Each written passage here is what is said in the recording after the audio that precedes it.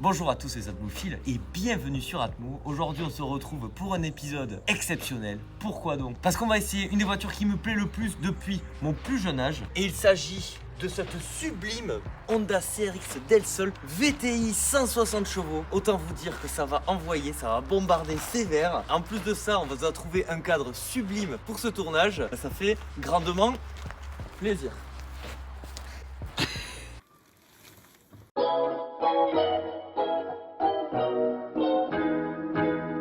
Les atmophiles les plus fidèles et les plus férus d'entre vous savent que j'adore Honda. D'ailleurs, j'ai essayé une Honda Civic coupée de 5e génération, n'hésitez pas à aller voir l'essai. Lors de cet essai, j'avais déjà évoqué le fait que Honda, dans les années, on va dire fin 80 et les années 90, ils étaient vraiment à leur apogée. Pourquoi donc? Parce qu'ils ont développé des voitures tout simplement mythiques et par palette. Je vais commencer par évoquer peut-être la plus mythique d'entre toutes, la Honda NSX, développée conjointement avec Ayrton Senna, qui se veut être la Ferrari japonaise, tout simplement. Et franchement, une Honda NSX, c'est quelque chose. Ça serait un rêve d'essayer ça, si jamais. Il y en a certains parmi vous, je suis pas sûr. Ça serait un truc de fou. Dans les années 80-90, il y avait la Civic 4e et 5e génération, notamment, qui ont cartonné, qui ont tout explosé sur leur passage, avec des moteurs complètement mythiques, dont la Civic 5G, qui avait ce moteur qui est là-dessous. D'ailleurs, ceci est une base de Civic 5G. Il y avait d'autres véhicules, je vais pas tous vous les évoquer. Il y avait la Honda Integra type R, qui est un missile. Il y avait également la Honda S2000. Est-ce que je dois vous parler de la S2000? 2 litres atmosphériques, 240 chevaux, une zone rouge qui s'en va jusque dans l'espace. Donc Honda, c'était tout ça dans les années 90.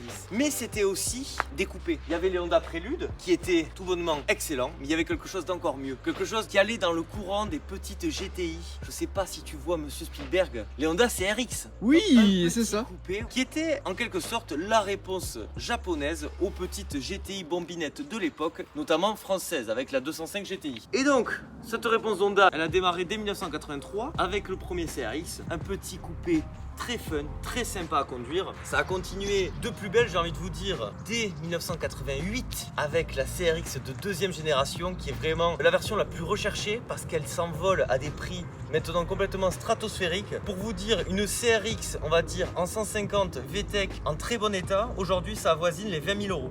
Combien? J'en vois souvent sur le bon coin les CRX de 2e génération. Pour les puristes, c'est peut-être la version fétiche. Puis, le modèle qui va nous intéresser aujourd'hui, la 3e génération de CRX qui s'appelle maintenant Del Sol. Et pourquoi elle s'appelle Del Sol? Eh bien, regarde-moi ça, Spielberg. Parce que le sol, en espagnol, le soleil. Oui, en espagnol, on va dire si avec un accent sur le i. Envahit l'habitacle. Quand tu es dedans, maintenant tu peux profiter d'un bain de lumière complet. Et ça, c'est magnifique. Alors, quand elle était sortie, en fait, elle a rencontré le succès, mais pas auprès des mêmes personnes qui appréciaient le CRX. Celle-ci est plus considérée comme un véhicule de loisir, malgré le fait qu'elle avait quand même des moteurs très pointus dedans, dont notamment cette version qui est très rare en France. Pour vous dire, les atmos chouchous, j'ai regardé tout à l'heure sur le bon coin, j'avais trouvé qu'une version équivalente en France. Rien que pour ça, likez, abonnez-vous et partagez s'il vous plaît, c'est pas du tout du forçage, c'est vraiment une obligation. Ah, elle était pas mal celle-là. Elle est pas mal. Ah, ça j'aime beaucoup. Bon, maintenant on va s'intéresser à ce qui fait le cœur de ce véhicule, vraiment la pièce exceptionnelle on va dire sur une voiture complètement atypique et originale. Je vais vous parler monsieur du moteur. Moteur VTEC bien évidemment, Honda et VTEC. Alors ça c'est quand même, regarde-moi ça comme c'est beau, c'est magnifique hein. Juste avant de parler du moteur, tiens, regarde-moi cette barre. Donc à quoi ça sert ça monsieur Spielberg? Toujours pareil. Ça sert à rédiger une dissertation. Ça sert à rigidifier le véhicule pour faire potentiellement du circuit.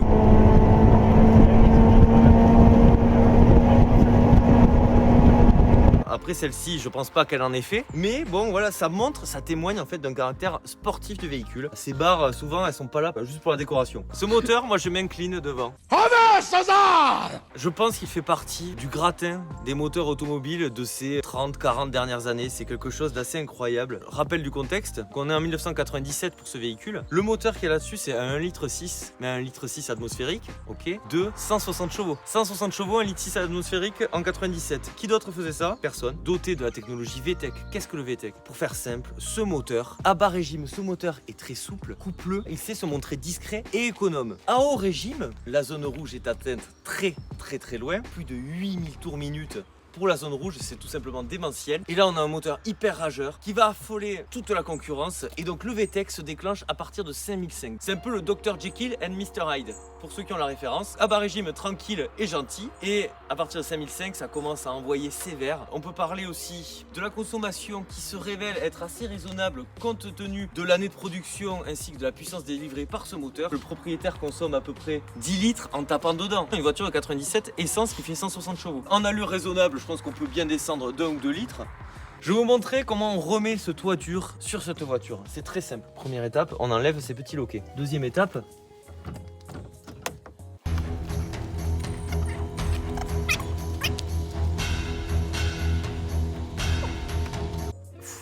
c'est très simple. On dirait que j'en peux plus. Ça s'est fait en un coup, hyper simple, regardez, et voilà, très facile. Il y a un petit loquet.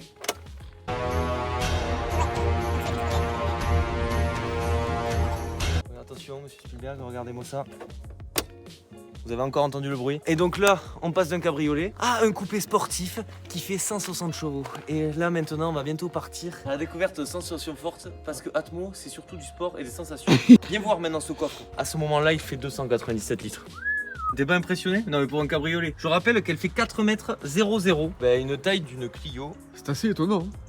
C'est très qualitatif, je suis comblé. Fin 89, qu'est-ce qui arrive sur le marché? Un pavé dans la mare, à savoir la MX5 de première génération qui vraiment remet au goût du jour une voiture plaisir, pas forcément utile, mais que l'on achète pour vraiment kiffer, pour s'amuser avec une automobile. Le succès de cette MX5 ne se fit pas attendre, avec plus de 400 000 exemplaires vendus pour la première génération sortie ici. Du coup, la concurrence a commencé à s'activer, notamment Fiat avec sa Barchetta. Il y a eu MG qui est revenu sur le devant de la scène, Toyota même avec sa MR2 un petit peu plus tard. Honda aussi s'est lancé dans le jeu de concurrencer la MX5. La particularité d'Honda, c'est que eux, ils ont essayé d'apporter un petit peu leur propre touche. C'est-à-dire que la plupart des rivales de MX5 reprenaient un petit peu le principe, à savoir une propulsion, capote souple, 2 places, roadster, voilà. Là-dessus, ce que Honda a tenté de faire, c'est proposer un véhicule peut-être plus utilisable au quotidien malgré tout, parce que si vous stationnez votre véhicule dehors, une capote c'est pas forcément pratique. Là, vous avez en quelque sorte un des premiers CC réels de l'histoire. On a tendance à dire que c'était la SLK en 96, puis la 206cc qui ont remis ça au goût du jour. Mais celle-ci, notamment avec sa version à toit automatique, c'est le même principe en fait. Tu as un toit dur qui se range dans le coffre.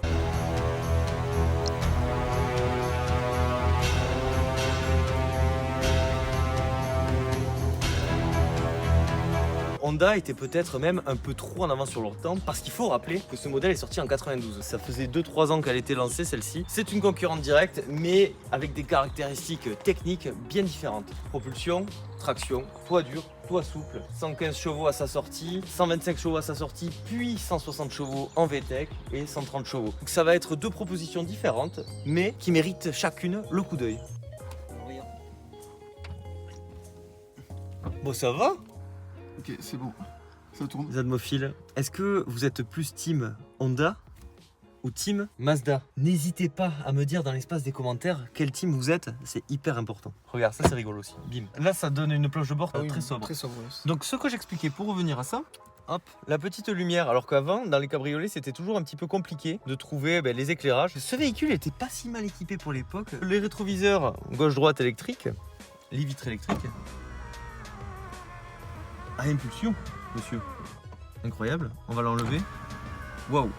En fait, ici, tu as pas mal de choses intéressantes. Donc, les vitres à impulsion, comme je t'ai montré. Ça, c'est un bouton qui sert à rien. Hyper important. Et donc, ce bouton. C'est pas trop rigolo.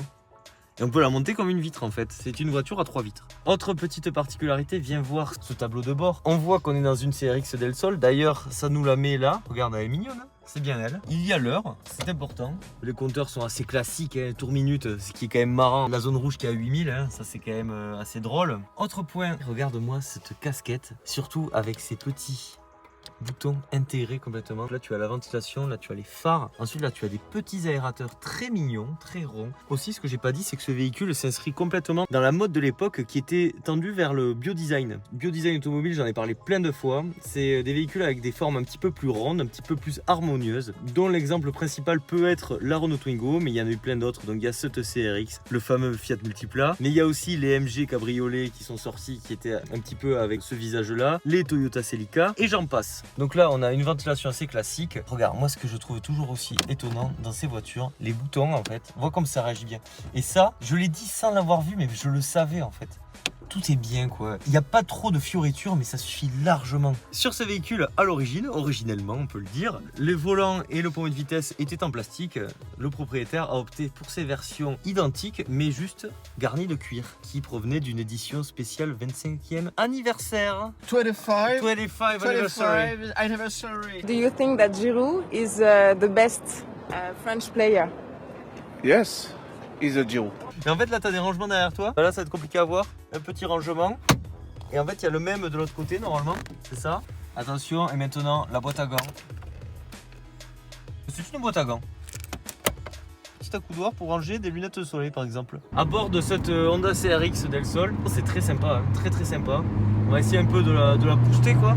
Le bruit du moteur est assez présent. Et là ce qui est marrant les Atmo chouchous, c'est qu'on a ouvert la vitre arrière.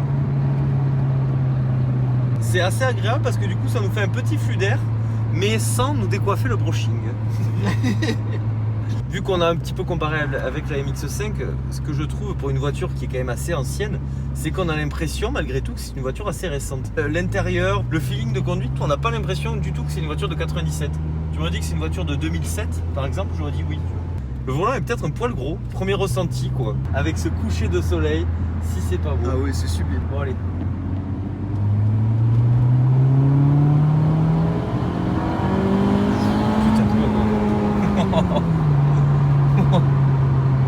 Le rapport poids-puissance il est de 6,90. Alors toi ça va rien te dire mais c'est vraiment pas mal.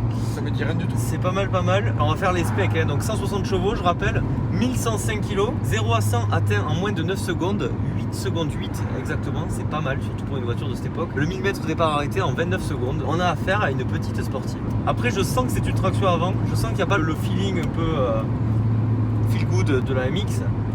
Mais par contre ça a l'air diablement efficace. Et ça a l'air surtout d'envoyer du steak bien violent. Bon les atmophiles, maintenant c'est le sport et les sensations.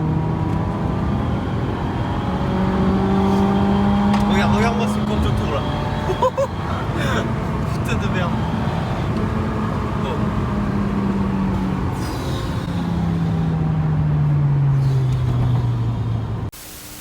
Il y a le chat qui vient me voir. Mais fais-lui des poutous. Attends mais tu sais que les chats ça fait pas mal de vues dans les vidéos YouTube. Ah mais vas-y alors. Likez cette vidéo. Il est magnifique hein. C'est beau le chat. Ah c'est bon, mais c'est bon. Allez, tu vas pouvoir l'adopter.